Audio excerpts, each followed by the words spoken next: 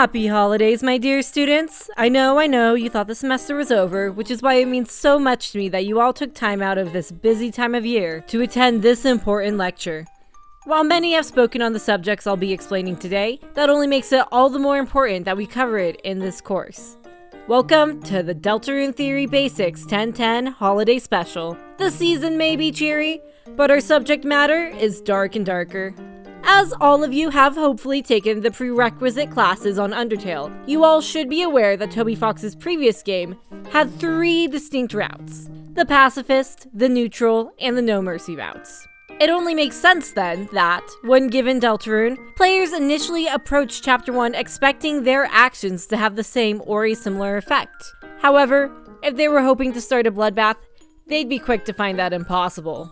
Fighting enemies in Deltarune does not end with them dying. Instead, when their health is depleted, the enemies run away. So Chris cannot kill anyone. The most that violent actions will get you are some small differences.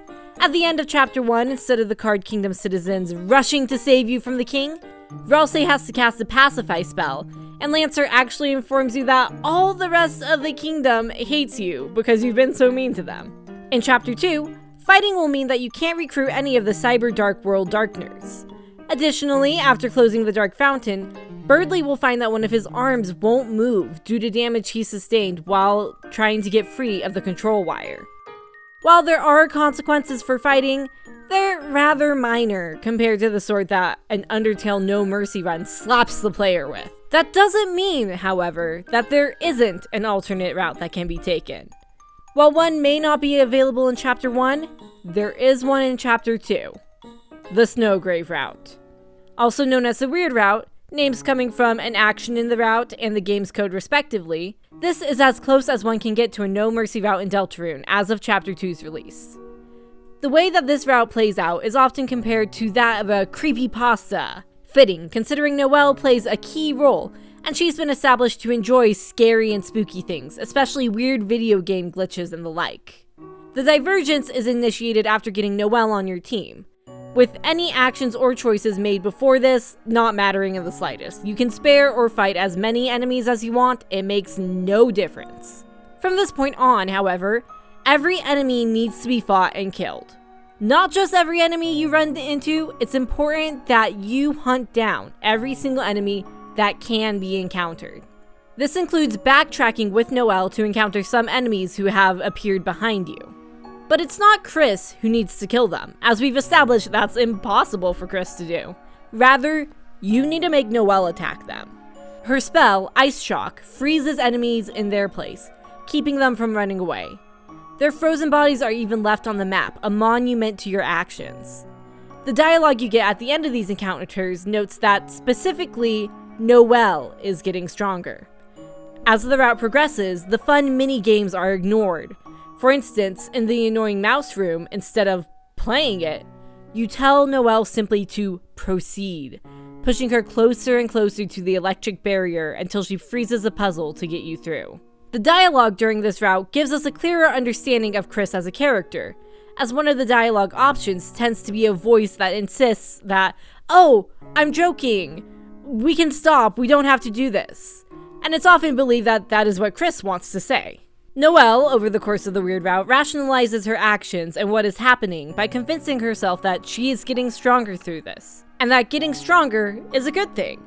This is all worth it, so she needs to listen to Chris, or listen to the player who is controlling Chris, though she may not be aware of it. The rooms also change a little bit due to the Weird Route. There are some extra enemies, and most of the puzzles have been disabled. The music even changes to a slower version of the usual track, a bit more haunting now. All but one of the Addisons are now absent from their shops, the exception being the pink Addison who tries to sell you dating shoes. Here, after the dating shoes, they offer Chris and Noelle a ring that is $1 dark dollar more than whatever you have at the time, and Chris will insist that Noelle gets the ring. The screen will go dark, and by the sound effect it is implied that Noelle freezes the Addison to acquire the freeze ring, with the item's description further implying that the Addison is trapped in the snow globe-like gem of the ring. Noelle seems to have trouble accepting what she's done, telling herself that the salesperson must have given them the ring, and going so far as to thank Chris for what's happened. From this point on, enemies start actively running away from you, trying to avoid having to fight Chris and Noelle. During the Snowgrave Route, the secret egg room from Chapter 2 becomes inaccessible. The dumpster in this room, however, is now occupied by Spamton. He tells you how many enemies you have left to kill. When you return to him after killing all the possible enemies, he gives you the Thorn Ring. Though it inflicts continuous damage, it gives Noelle the trance status when equipped. It's at this point that the fight with Birdley happens. At first, Noelle doesn't seem to recognize Birdley, only asking Chris if this is another enemy. When she does manage to break out of her trance long enough to see who it is, Noelle warns Birdley that he needs to run away. Birdley naturally refuses, this time being right in assuming that Chris is a bad influence on Noelle. The Thorn Ring gives Noelle a new spell, Snowgrave, which requires a full TP bar to cast. If Chris faints during this battle, Noelle will say that she can still hear their voice telling you what to do. This implies, however, that she isn't hearing Chris at this point, but rather the directions of the player, that the player has successfully managed to control Noelle like they aren't able to do to Susie. Yet, at least. When Chris tells Noelle to use a Snowgrave spell, Noelle insists that she doesn't know that spell, but eventually relents. Snow pours down and traps Birdley within an ice crystal. Noelle collapses, saying that there was too much snow to see what happened and that she doesn't feel good. She walks off, leaving your party, and your grave has been dug. The Snowgrave Route has been finalized, and there's no going back from this point on. All of the rest of the events throughout the city, your first fight with Spamton, spelling out December with Noelle, collecting a bunch of mice with the rest of the Lancer fan club, are cut off as Chris goes through a shortcut right to the Queen's mansion, meeting up with Susie and Ralsei. The Queen's mansion has been taken over by Spamton, most enemies replaced with blue exploding peepus. When you reach Noelle's room, Susie goes in alone to check on her. Ralsei, as he usually does when Susie goes off on her own, suggests that Chris think about what Susie's doing, but either Chris or the player refuses to do so. It's implied here that Ralsei can tell that the player has not left the screen, and whatever conversation he has with Chris while we usually see the Susie Noelle vignette does not happen. Both fights with Queen are skipped. Queen mentions that she believes Noelle has already awakened too much, and to let her close her eyes and slip away into a darker dream, which is, of course, very similar to the darker yet darker motif that follows Gaster around. Ralsei gets straight to explaining the roaring, and Queen gives up on trying to convince anyone else to be her new knight. Ralsei and Susie stay behind to talk to Queen, while Chris goes on ahead to close the dark fountain on their own. Before that, though, they're confronted by Spamton Neo, who doesn't want the world to be destroyed just when he's getting into power. Chris is forced to fight him without any help. Eventually in the fight, though, you come to a standstill with Spamton. His attacks aren't too terribly hard at this point, but he has a high defense and heals up regularly to prevent himself from dying. Chris calls out to help from Susie and Ralsei, but nobody comes, paralleling the line from Undertale. And then you, not Chris, you, whisper Noelle's name, once more asserting that it is you, the player, who has control over Noelle. Noelle doesn't come on screen exactly, but there is the sound of her attack, and Spamton Neo is frozen. Thus ends the Dark World portion of the Chapter 2 Snowgrave Route. Waking up in the library, Noelle is relieved to believe that it was just a dream. Birdley, however, does not wake up, and it's unclear whether he's actually dead or in some kind of coma. The closet in the dark room is described as being big enough for a large person to easily fit inside. And while some think that means that's where the knight, when making the cyber dark world, hid, others think that after a Snowgrave Route, Chris might put Birdley's body inside the closet. Noelle can be visited in the hospital like usual. Rudy wants to talk to Susie alone, and you end up hearing Noelle speaking or thinking to herself about the fact that she believes her encounters in the dark world to be a dream. You can try and tell her that it wasn't a dream, but you're cut off by Susie exiting Rudy's room and giving Noelle the chance she needs to run away from you. You can also move towards Noelle, spooking her, and it's the only time so far that we've been able to move during a dialogue. Additionally, during the Dark World portion of the game, one of Noelle's armor that she comes with is a watch that you can take off and put on Chris instead. If you did this, Noelle will recognize her watch now on Chris, and the dialogue box shakes as she realizes the implications. The rest of the chapter is the same from this point on, give or take a few minor details. If there are more ramifications to this, which one would assume there will be, that remains to be seen in Chapter 3. Viewers from the future, how lucky you are to know the answers. The Snowgrave Route comes with some takeaways that really spice up the theory crafting after it was discovered. First and foremost is that the player seems to have a way to break through control of just Chris to be able to control those the soul isn't inside of. Does it require the character to be holding a certain item like the Thorn Ring, or have their will worn down by murdering things? More data is required really to come to any kind of conclusion. The game was also said to explicitly have one ending when Chapter 1 was released, but the more sizable changes caused by the weird route in Chapter 2 have many people theorizing that there may yet be another alternate ending by continuing to do weird routes in future chapters and compounding all the differences that would bring about, assuming that there will be weird routes in the future. But at the end of the day, this is a 10-10 course, so we'll leave the Snowgrave Route at that. It's time to move our attention to a different member of the Holiday family, Des Holiday. Alright, now what's up with Des? Her name gets thrown around pretty frequently when discussing theories after all. Des is first mentioned in Chapter 1 when inspecting the angel figure in Rudy's room, which he says was created by Noelle and Des.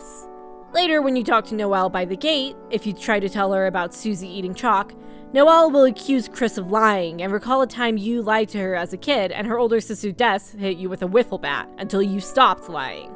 Because of this, Des is usually depicted with a baseball bat. Chapter 2 gives us more to work with. While going through the city with Noelle, there's a section where Chris and Noelle spell out a word, and Noelle has her monologue about the city, saying that Des always promised to take her somewhere like this. She talks about her shared childhood with Azriel, Chris, and Des, and how she always felt safe with them. Considering you're spelling out the word December, it is often thought that Des is short for December. This is compounded when later in the chapter Birdley talks about winning the spelling bee, and it's shown that the word Noelle failed to spell was December, lending support to the theory that something's happened to Des, and it was so fresh at the time that Noelle couldn't even spell her sister's name. There are a few other quick mentions of Des, but the sense that something has happened to Des persists throughout. For instance, in Chapter 2 when looking at the angel in Rudy's room, Susie says, Noelle's sister, with a kind of sad and thoughtful expression. Unlike Azriel, who people constantly point out is at college, no one says anything about where Des is. It doesn't seem like she's died, however. She doesn't have a gravestone at the cemetery. At the very least, there's some mystery surrounding the circumstances of her disappearance.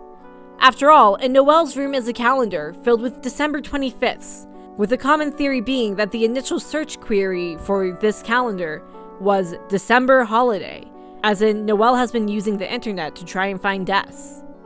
Further support for this, as well as a lot more information on her, comes from a charity raffle event held in 2022, the Spamton Sweepstakes.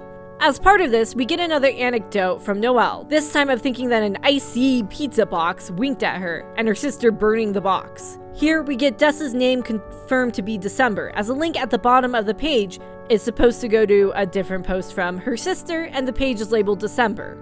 However, the page cannot be found, hinting that more information can be found about December under another name, considering text on the page says that what you're looking for may have had its name changed. After all, this isn't a real 404 page, it's just another hint. This is where we start to really get solid proof that Des is missing and just cannot be found wherever it is she is. Going to the page titled Des, then, brings only an image of a guitar. An acoustic guitar cover of the track Lost Girl plays on the page. While this track is usually associated with Noelle, Toby Fox has stated that the motif isn't specifically for Noelle, and many speculate that it may be a motif for things that have a connection to Des, or pertain to her. This new cover of Lost Girl is labeled Find Her, further cementing that Des is lost and may be able to be found in some way or form. There's a few ideas of where Des could be and what happened to her.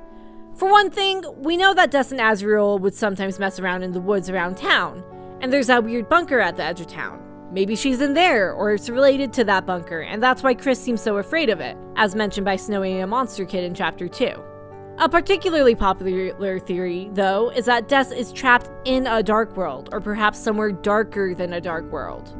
One of the reasonings behind this theory has to do with unused dialogue hidden in the game's code.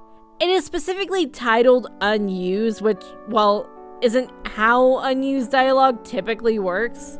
The dialogue doesn't have a clear place where it would go, and features someone calling out for help, lost in darkness. Some think that might be Des. Mystic Slime, in his video, What Happened to Des Holiday, posits further that Chris may know something about what happened to Des, considering another piece of evidence brought to us by the Spamton sweepstakes. Noelle recounts how sometimes when she used to hang out with Chris would look like they were remembering something and then go play the piano in her house. Mystic Slime thinks that perhaps Chris saw something, and one of their ways of dealing with what they saw is to play the piano. Some also think that Des may be connected with why Asgore was removed from the local police force. There isn't much to do but speculate here, however, at this point. While we may not know much about Des yet, it certainly seems like she's set up to continue to grow in importance in the coming chapters. The holidays as a whole, Mayor Holiday, who we have yet to actually see, Rudy and his declining health, the strange relationship between Noelle and Chris, and how Des fits into all of it, are a thread we can only hope will continue to be unraveled as Deltarune continues. Thank you all again for joining me for this holiday special lecture. Both of these concepts, Snowgrave and Des, are pretty meaty subjects that can really be dug into and pulled apart. And there's a lot more to be discussed, but at the end of the day, this is a theory basics, and we don't have the right machete to get too deep into the weeds. Hopefully though, this gives you a good enough understanding to prepare yourself for other theories and essays. A special shout out to a few people from my Discord: Exalted, Pigeon Guy, Lies, Lament, Smarty, and Melon Neon. They helped out a lot with the script and making sure that I got my facts straight and didn't make a complete fool of myself on the internet. Today's homework: go down to that comment section and tell me what you think happened to Des. And I hope you all have a wonderful day.